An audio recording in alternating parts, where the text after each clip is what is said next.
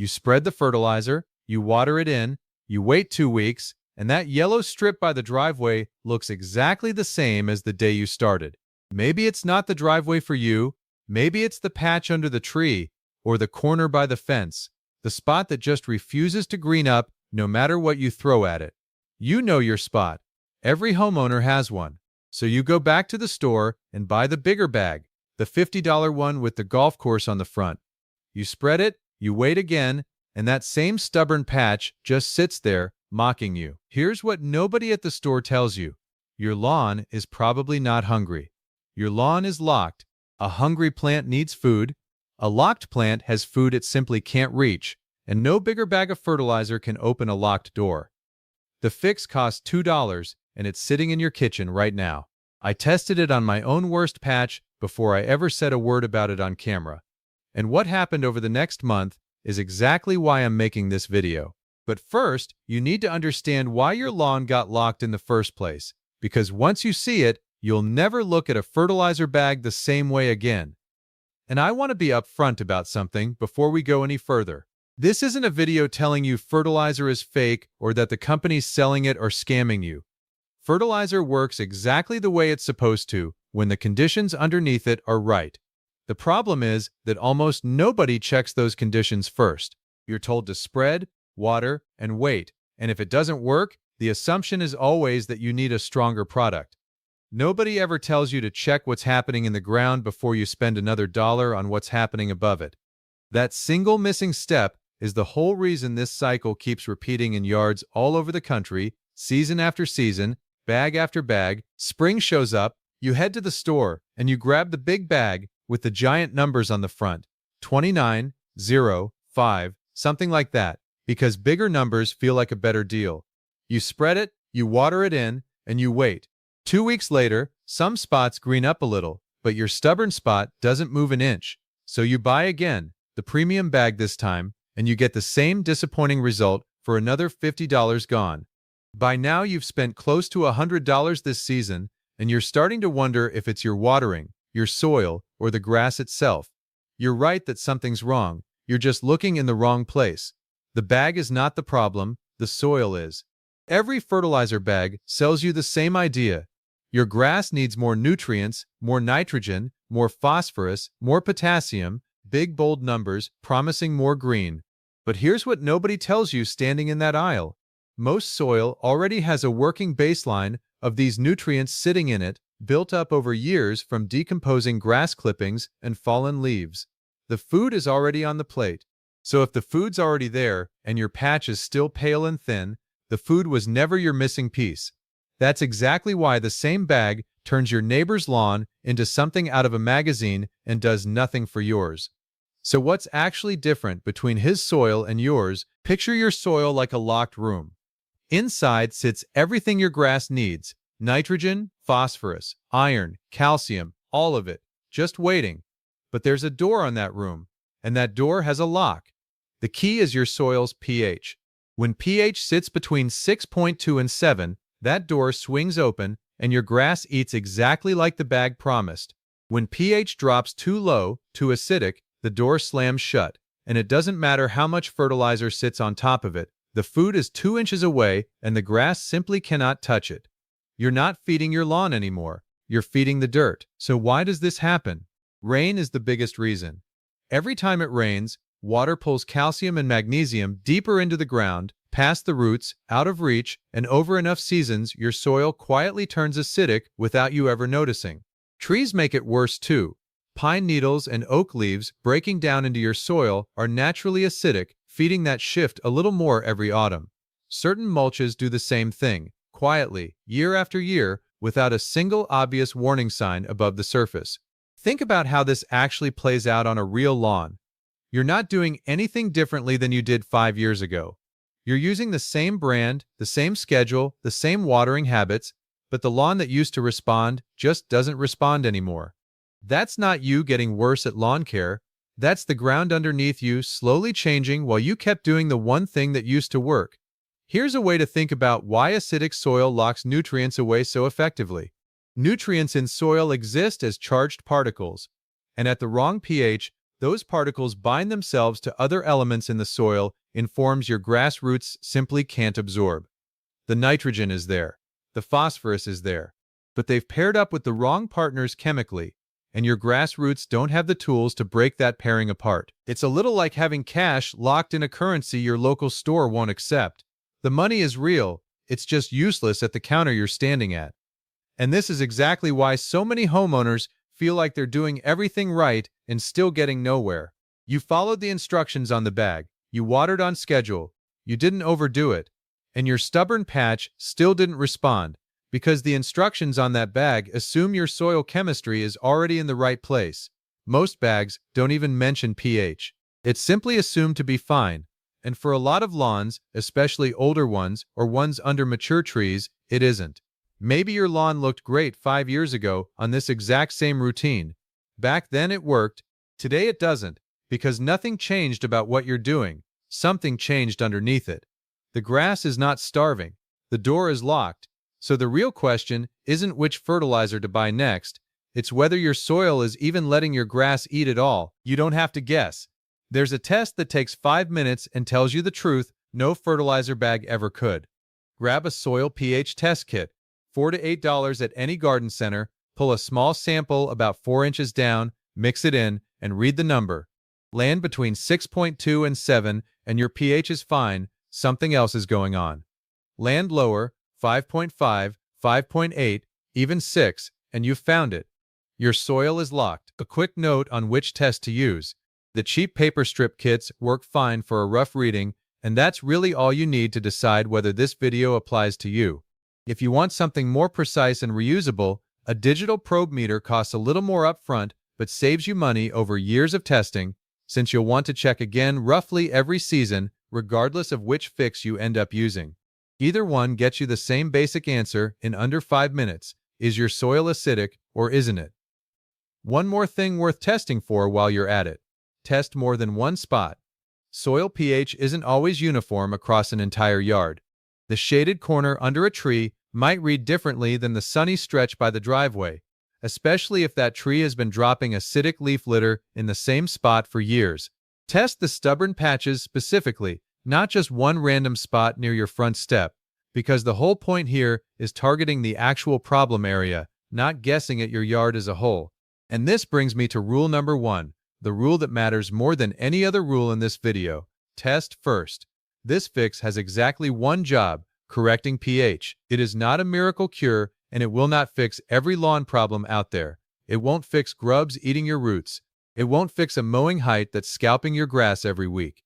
It won't fix a dog that treats your lawn like a bathroom. It corrects one specific thing, and it only makes sense to use once you've actually confirmed that thing is your problem. Skip the test, and you're not fixing anything. You're gambling. So once you know your number, what's actually sitting in your kitchen that can turn this around? Baking soda, sodium bicarbonate, the same box in your pantry right now, quietly absorbing fridge smells, nothing exotic, nothing you order online, no fancy label anywhere on it, which is exactly why almost nobody thinks to use it this way. Here's the mechanism in plain terms. Baking soda is alkaline. Applied to acidic soil in small amounts, it nudges the pH back up, back toward that sweet spot, back toward the door swinging open. It is not a shock treatment. It's a slow correction, and that difference, slow versus shock, is exactly what separates this working from this backfiring. So how do you actually use it without getting that part wrong? Here's the method, and I want you to follow it exactly. Dissolve 1 tablespoon of baking soda into 1 gallon of water, stir until it's completely dissolved with no grit at the bottom, then pour it into a pump sprayer and apply it evenly across the area you tested. 1 gallon covers about 25 square feet, so a 400 square foot yard needs around 16 gallons. Sounds like a lot, but it's a 20-minute job with a sprayer. Rule 2. Use the exact amount, 1 tablespoon per gallon, not 2, not a heaping scoop because you're impatient. Rule 3. Apply early morning or evening, never in blazing afternoon sun, and water lightly first so the soil's already damp. Rule 4. Once every 2 weeks, not once a week, not daily. This is a nudge, not a flood. After 3 applications, about 6 weeks in, test again. Land between 6.2 and 6.8, and you're done. Rule 5. Once you're in range, stop. This isn't forever, it's a correction, and corrections end. So what happens if you break these rules? What actually goes wrong? Here's where people ruin it. Mistake 1. Too much, too often. Sodium builds up, binds soil particles together, and drainage suffers. More is not better. More is how you damage your lawn. This is the mistake I see the most, because baking soda feels harmless. It's in your kitchen. It's in your bath. People assume if it's safe to brush your teeth with, it's safe to dump on your lawn by the cupful. It isn't. The moment you go past that 1 tablespoon line, you're not correcting soil anymore. You're stressing it. Mistake 2. Skipping the test. Apply this to soil that's already fine or already alkaline, and you push it the wrong direction entirely, locking the door from the other side without even realizing it. I want to be blunt about this one. If you didn't test, don't apply this. It's that simple. A $2 fix isn't worth risking a lawn you've spent years growing. Mistake 3. Wrong conditions. Dry soil, full sun, a heat wave. Apply this now and you pull moisture out of the grass instead of feeding the roots. If your lawn is already stressed and crunchy from a dry spell, wait for cooler conditions or water deeply first, then apply in the evening once the sun's dropped low. Mistake 4. Wrong expectations. Check your lawn the next morning expecting a miracle, and you'll quit 2 weeks too early, right before it starts working, because this happens underground first and above ground second. I've seen people give up on day 4 and go back to buying more fertilizer, convinced this doesn't work, when the truth is they just didn't wait long enough to see what was already happening beneath the surface. Mistake 5. Treating this as the whole system. Correcting pH opens the door. It doesn't fill the fridge by itself. Mistake 6. And this one catches more people than you'd expect. Applying it right before a heavy rain. If a downpour hits within hours of your application, most of that carefully measured solution gets diluted and washed past the root zone before it has a chance to do its job. Check tomorrow's forecast before you mix a single gallon. If rain's coming hard, wait a day. This costs you nothing but patience, and skipping it just means repeating the whole application for no reason. So once that door is open, what do you actually put on the table? Once your pH is corrected, confirmed, tested, not guessed, 2 more kitchen items suddenly matter. Used coffee grounds give you slow-release nitrogen sitting in your trash every morning. Sprinkle a thin layer once a month, thin enough that you can still see grass blades through it. If you can't, you've used too much. Only used, brewed, dried grounds work here, because fresh grounds are still acidic and will undo your correction. If you don't drink enough coffee yourself, most coffee shops will hand you their used grounds for free if you just ask. Powdered milk is the second one, and I know how that sounds the first time you hear it. Calcium buffers your soil against sliding back into acid, and it feeds the microbes that build healthy soil structure. 2 tablespoons per gallon, once a month, same morning or evening timing as the baking soda itself. Neither of these did anything before the door was open. A locked door doesn't care how much extra food you leave sitting outside it. Once the door is open, though, these 2 layers give your lawn something to keep building on, turning a one-time correction into a genuine long-term habit instead of a single fix that fades. Think of it in 3 stages. Stage 1 is unlocking the door. That's the baking soda. And that's the only stage that matters if your test came back acidic and nothing else. Stage 2 is putting something worthwhile behind that door. That's the coffee grounds. Slow and steady nitrogen instead of a sudden dump your grass has to scramble to use. Stage 3 is keeping the door from swinging shut again. That's the powdered milk, quietly buffering your soil against the same rain-driven drift that caused this whole problem in the first place. Skip stage 1, and stages 2 and 3 won't matter. Do all 3 in order, and you've built something closer to a self-sustaining system than a repeated purchase. But how much difference these 2 layers actually make depends on something I haven't told you yet: what kind of grass you're growing. Not every lawn responds the same way, and that changes what you should expect to see. Cool season grasses, bluegrass, fescue, ryegrass are the most sensitive to acidic soil, which means they show the biggest turnaround once pH is fixed. If you're in the northern half of the country running one of these grass types, this method has real room to make a dramatic difference on a patch that's been stubborn for years. Warm season grasses, Bermuda, Zoysia, St. Augustine, tolerate acid better to begin with, so the improvement is real, just quieter. You're less likely to see a total transformation and more likely to see steady, gradual thickening over a longer stretch of weeks. That doesn't mean it's not working. It means the starting point wasn't as broken to begin with. Not sure what you're growing? A quick photo against a grass ID guide takes 2 minutes, and it's worth doing before you commit 6 weeks to this. It also matters for timing. Cool season grasses do most of their growing in spring and fall, so correcting pH right before one of those growth windows gives the roots the best chance to actually use what's suddenly available to them. Warm season grasses do their growing through summer, so that's the window where a correction pays off fastest for those lawns. But knowing what to expect is one thing. Seeing it actually hold up, twice, on 2 different patches, that's what convinced me this wasn't luck. I had a strip along my side fence, pale yellow-green, thin enough in places to see dirt through it, dry and defeated by noon, even on days I'd watered it that same morning. It was the kind of patch you stop looking at because looking at it just reminds you of money you've already lost. I tested it, 5.4, deep into acidic territory, and suddenly 2 seasons of frustration made sense all at once. $240. That's what I'd spent on fertilizer trying to fix that one strip. Every dollar feeding dirt that couldn't pass a single nutrient to the roots. I remember standing there doing that math in my head and feeling genuinely annoyed, not at the grass, but at every bag I'd hauled home, thinking this one would finally be different. So I treated that strip exactly like I've shown you here, 1 tablespoon per gallon, every 2 weeks, early morning.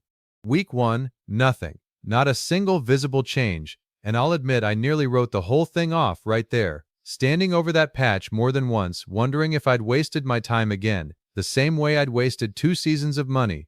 But I trusted the mechanism, so I kept going. By week 2, a shift, subtle enough that I only caught it because I was checking daily, a little color creeping in near the base of the blades, easy to miss if you weren't looking for it, impossible to unsee once you were. Week 3, I was still doubting it, if I'm honest, because the change was still small, and I kept comparing it to the dramatic transformation photos you see online, and wondering if mine was even real. Then week 4 happened. I tested again. 6.4, right in range. I walked out that morning, and the strip wasn't perfect, but it was alive, thicker, greener, filling in at the edges, no reseeding, no new fertilizer, just a door that had finally opened after 2 seasons of me pouring money into a lock instead of a key. I nearly ruined it too. Somewhere around week 1, frustrated by the silence, I almost doubled the dose just to speed things up, telling myself if a little works, more must work faster. I actually had the box in my hand, measuring out a 2nd tablespoon, before I stopped and reminded myself of the exact thing I'm telling you now, that this is a nudge, not a flood. If I had gone through with it, I'd have pushed stodium into that soil faster than it could handle, and instead of a slow unlock, I'd have compacted a patch that was already struggling, possibly setting myself back further than when I started, and probably concluding the whole method was a waste of time when really I'd have been the one who broke it. That moment stuck with me, because it's exactly the kind of shortcut that ruins good advice. The method itself was never the risky part. My own impatience was. I tested this a 2nd time too, on a shaded St. Augustine corner near the patio, milder acidity, 6.0, warm season grass just like the grass type section predicted. By week 4, less dramatic, but real, fewer bare gaps, a visible difference I could actually point to and defend to anyone who asked. 2 patches, 2 different starting points, 2 real results, not one lucky coincidence. That's when I trusted this enough to put it on camera. But what did all of this actually save me, next to what I'd already wasted chasing the wrong fix for 2 straight seasons? Let's do the real math. Baking soda costs about $1.50 and covers multiple applications across an average yard. A soil pH test kit runs $4 to $8 and lasts for years, reusable every single season from here on out. Coffee grounds are free if you already drink coffee, and powdered milk runs about $4 and lasts months at the light application rate I described. Total cost to fix that fence line strip, test kit included, under $10. Now the other number. $240, what I'd already spent on fertilizer that strip could never use. Not because the fertilizer was bad, but because the door was locked the entire time I was buying it. $150 a year, easily, on premium bags for a lawn like that, more once you add the extra bags people buy out of pure frustration when the first round doesn't work. Which, if you followed this whole video, is exactly what happens when pH is the real problem underneath everything. $10 versus $240. The bag was never the key, the soil was locked first. And once you understand that, you stop being a customer chasing the next bag, and you start being someone who actually understands what's happening under their own feet. Scale that out over a few years, and the gap only gets wider. A household stuck in the fertilizer cycle, buying 3 or 4 bags a season indefinitely because the underlying pH never gets addressed, can easily spend $600 or more over 3 years chasing a result their soil was never going to allow. A household that tests, corrects, and then maintains lightly with an occasional touch-up spends a fraction of that in the first year and pennies in every year after because the actual cause got fixed instead of endlessly retreated. That's not a marketing claim. That's just what happens when you stop paying to mask a symptom and start paying, once, to fix the cause underneath it. Here's the whole lesson in one line. You think the problem is not enough fertilizer. The real problem is a locked door your fertilizer was never built to open. The fix is $2 used exactly right on soil you've actually tested. Get the ratio wrong and it fails. Skip the test and you're gambling on a lawn you've spent years growing. Get it right, patiently, exactly as described, and you unlock nutrients that were sitting there the entire time you were buying bigger, more expensive bags. That's the difference between buying lawn care and understanding your lawn. Before you buy another bag, test the patch that has been bothering you the longest. Then tell me in the comments what number you get and where that stubborn yellow spot is sitting in your yard. Is it under a tree, near the driveway, beside old mulch, along the fence, or in a place that never responds no matter how much fertilizer you spread?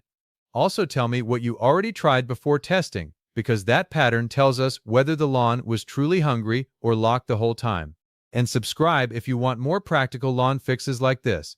Fixes that start with the soil, the roots, and the warning signs your lawn is giving you before another bag, bottle, or treatment touches the grass.